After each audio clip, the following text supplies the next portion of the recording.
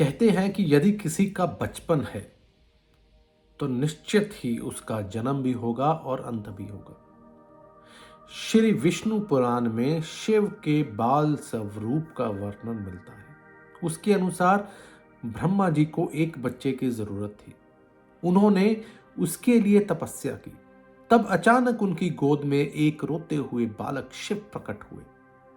ब्रह्मा ने बच्चे के रोने का कारण पूछा तो उस बच्चे ने बड़ी ही मासूमियत के साथ यह जवाब दिया कि उसका नाम ब्रह्मा नहीं है, इसलिए वह रो रहा है। तब ब्रह्मा जी ने शिव का नाम रुद्र रखा। रुद्र का मतलब रोने वाला। तब भी शिव चुप नहीं हुए तो ब्रह्मा जी ने उनको दूसरा नाम दिया। वह नाम भी शिव को पसंद नहीं आया और वे फिर भी चुप नहीं हुए। इस तरह चुप कराते कराते ब्रह्मा जी ने उनको 8 नाम दे डाले। 8 नामों में से सर्वप्रथम नाम है रुद्र, द्वितीय शर्व, तृतीय भाव, चतुर्थ उग्र, पंचम भीम, छठ पशुपति, सप्तम ईशान और अष्टम महादेव। इन सब 8 नामों से महादेव जाने गए। शिव पुराण के अनुसार ये सारे के सारे नाम पृथ्वी पर ही लिखे गए हैं। जय श्री महाकाल दर्शकों, आप सभी का स्वागत है आपके अपने चैनल दिव्य ज्योति यात्रा में। उम्मीद करता हूं सब कुशल से होंगे और भोलेनाथ का सिमरन करते होंगे। जैसे कि आप सबको ज्ञात है, हम अपने इस चैनल के माध्यम से अलग अलग वेदों के अध्याय पढ़ के सुनाते हैं। अभी हमने श्री शिव महापुराण का आगमन किया है, जिसके हम रुद्र संहिता के द्वितीय खंड के 31 अध्याय पढ़ चुके हैं। तो आइए चलते हैं हमारे अगले अध्याय की तरफ। तो आज के अध्याय में गणों के मुख से और नारद से सती के दग्ध होने की बात सुनकर भगवान भोलेनाथ दक्ष पर इस तरह कुपित हुए कि उन्होंने अपनी जटा से वीरभद्र और महाकाली को प्रकट कर दिया और उन्हें ये आज्ञा दे डाली कि वह यज्ञ को विध्वंस करके वहां पर बैठे सभी विरोधियों को जलाकर राख कर दे। इन सारी कथा में ब्रह्मा जी नारद से कहते हैं कि जब आकाशवाणी सुनकर सभी देवता आदि भयभीत और विस्मित हो गए, उनके मुख से किसी भी प्रकार की कोई बात नहीं निकली। वे इस तरह से खड़े थे या इस तरह से बैठे थे कि मानो उनके ऊपर कोई मोह छा गया। भृगु के मंत्र बल से भाग कर जाने के कारण जो शिव वीरगण नष्ट होने से बच गए थे, वे भगवान भोलेनाथ की शरण में चले गए। उन सब ने भगवान भोलेनाथ को सादर नमन करके उनसे कुछ इस प्रकार कहा। उन्होंने कहा कि यज्ञ में बहुत बुरा हो गया है। इतनी बड़ी घटना हो गई है कि माता सती भी अब हमारे पास नहीं रही। गण बोले कि हे महेश्वर, दक्ष बड़ा ही दुरात्मा और घमंडी है। उसने वहां जाने पर माता सती देवी का अपमान किया है और देवताओं ने भी उनका आदर नहीं किया है। अत्यंत गर्व से भरे हुए उस दुष्ट दक्ष ने आपके लिए अपने यज्ञ में भाग नहीं दिया और दूसरे देवताओं को यज्ञ में भाग दे दिया और आपके विषय में उसने उच्च स्वर में दुर्वचन भी कहे हैं। हे प्रभु, यज्ञ में आपका भाग ना देकर माता सती देवी कुपित हो उठी और पिता की बारंबार निंदा करके उन्होंने तत्काल ही अपने शरीर को योगा अग्नि द्वारा जलाकर भस्म कर दिया। यह देखकर 10,000 से अधिक पार्षद लज्जावश शस्त्रों द्वारा अपने ही अंगों को काट काट कर वहां पर मर गए। शेष हम लोग दक्ष पर इतने ज्यादा क्रोधित हो गए कि हमने सब ने मिलकर दक्ष को भय पहुंचाते हुए वेग पूर्वक यज्ञ का विध्वंस करना शुरू किया। परंतु आपके विरोधी भृगु ने अपने प्रभाव से हमें तिरस्कृत कर दिया। हम उनसे मंत्र बल का सामना नहीं कर पाए। हे प्रभु, हे भोलेनाथ, वे ही हम लोग आज आपकी शरण में आए हैं। हे दयालु, वहां प्राप्त हुए भय से अब आप ही हमें बचा सकते हैं, आप ही हमें निर्भय कर सकते हैं। हे प्रभु, उस यज्ञ में दक्ष आदि सभी दुष्टों ने घमंड में आकर आपका विशेष रूप से अपमान किया है। हे कल्याणकारी शिव, इस प्रकार हमने अपना सती देवी का और उस मूढ़ बुद्धि वाले दक्ष का सारा वृत्तांत आपको कह सुनाया है। अब जैसी भी आपकी इच्छा हो आप वैसा करें। ब्रह्मा जी कहते हैं कि नारद, अपने पार्षदों की यह बात सुनकर भगवान शिव ने वहां की सारी घटना जानने के लिए शीघ्र ही तुम्हारा स्मरण किया। देव ऋषि, तुम दिव्य दृष्टि से संपन्न हो, अतः भगवान के स्मरण करने पर तुम वहां पर जाकर खड़े हो गए। स्वामी शिव ने तुम्हारी प्रशंसा करते हुए दक्ष यज्ञ में घटित हुई घटना के बारे में तुमसे पूछा। तात, भगवान भोलेनाथ के पूछने पर शिव के मन में लगाए रखने वाले तुमने शीघ्र ही वह सारा वृत्तांत कह सुनाया जो दक्ष के यज्ञ में घटित हुआ था। हे मुने, तुम्हारे मुख से निकली हुई बात सुनकर उस समय महान रुद्र पराक्रम से संपन्न सर्वेश्वर रुद्र ने तुरंत ही बड़ा भारी क्रोध प्रकट किया। लोक संहारी रुद्र ने अपने सिर से एक जटा उखाड़ी और उसे रोष पूर्वक उस पर्वत पर दे मारा। भगवान शंकर के पटकने से उस जटा के दो टुकड़े हो गए और महाप्रलय के समान भयंकर शब्द प्रकट हुआ। हे देव ऋषि, उस जटा के पूर्व भाग में महाभयंकर महाबली वीरभद्र रुद्र प्रकट हुए, जो समस्त शिवगणों के अगुआ हैं। वे भूमंडल को सब ओर से व्याप्त करके उसमें भी 10 उंगल अधिक होकर खड़े हो गए।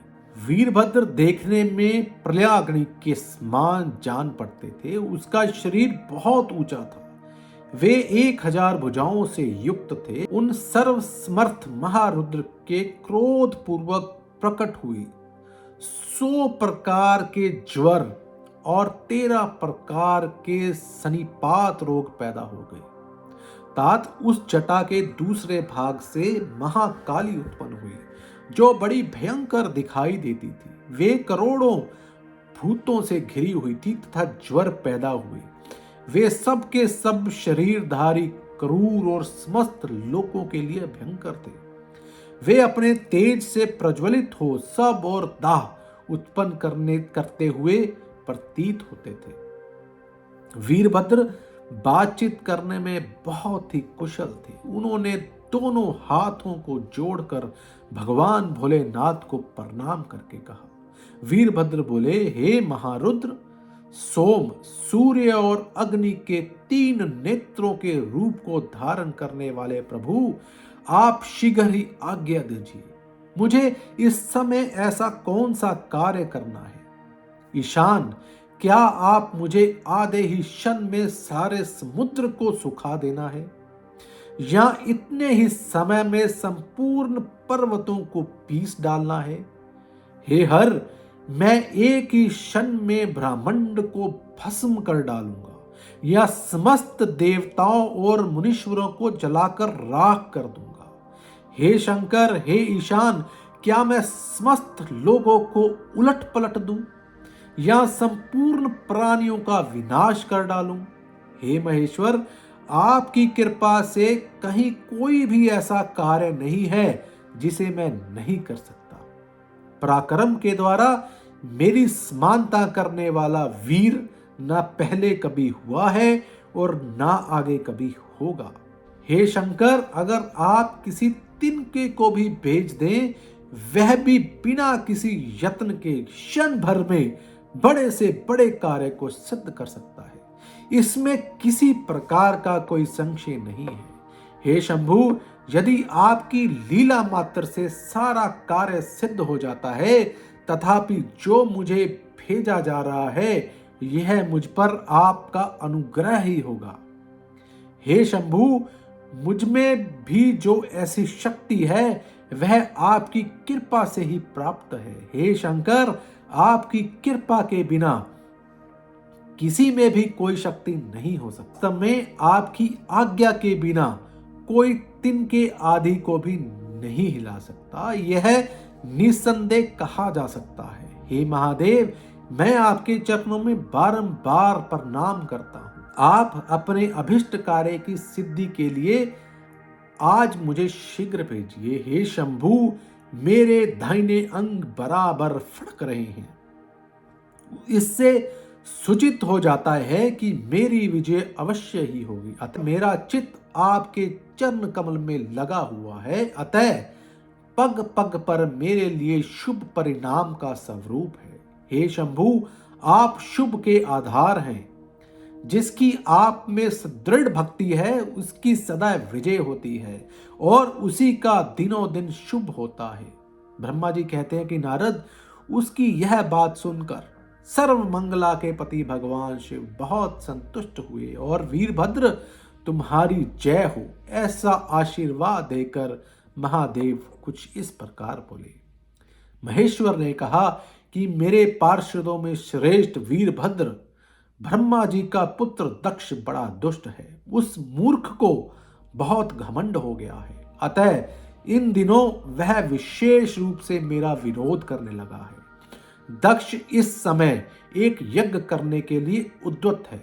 तुम याग परिवार सहित उस यज्ञ को भस्म करके फिर शीघ्र मेरे स्थान पर लौट आओ।